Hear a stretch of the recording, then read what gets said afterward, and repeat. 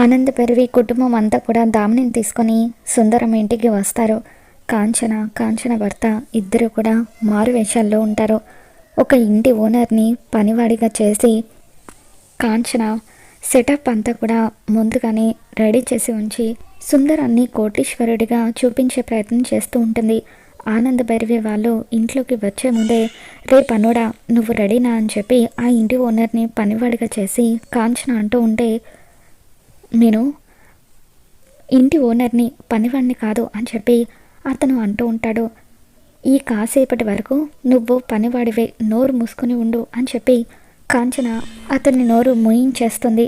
అతను గంటకు ఇన్ని డబ్బులని కాంచన వాళ్ళకు కండిషన్ పెడతాడు. ఇక దాంతో ఆనంద్ భైరవి వాళ్ళు వచ్చేసరికి మారు వేషాల్లో కాంచన తన భర్త ఇద్దరు కూడా కూర్చొని నమస్కారం చేస్తూ ఉంటారు.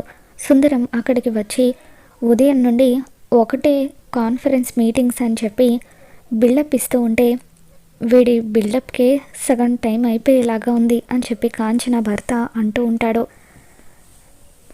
ఇంతలో ఆ ఇంటి ఓనర్ పనివాడి గెటప్లో వచ్చి ఆనంద్ భైరవి వాళ్ళకు కూల్ డ్రింక్స్ ఇస్తూ ఉంటాడు.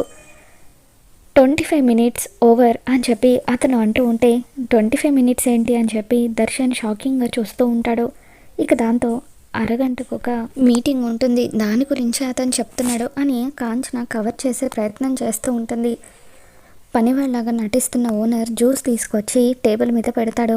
ఏంటి జ్యూస్ అందరి చేతికి ఇవ్వకుండా టేబుల్ మీద పెడుతున్నావని చెప్పి సుందరం చేతికి ఇవ్వని చెప్పి అతనికి చెప్పడంతో అతను అందరి దగ్గరికి వెళ్ళి జ్యూస్ ఇస్తూ ఉంటాడు. ఇకప్పుడు గోడ మీద సూట్ వేసుకొని ఆ పనివాడి ఫోటో ఉండడంతో అది చూసిన రోహిత్ షాకింగ్గా, ఇదేంటి పనివాడి ఫోటో ఇంత పెద్దగా మీ గోడకు తగిలించుకున్నారు అని చెప్పి అంటూ ఉండగానే ఆనంద్ భైరవి శరణ్య వీళ్ళంతా కూడా పనివాడి ఫోటో గోడకు వేలాడుతూ ఉండడం చూసి షాక్ అవుతారు.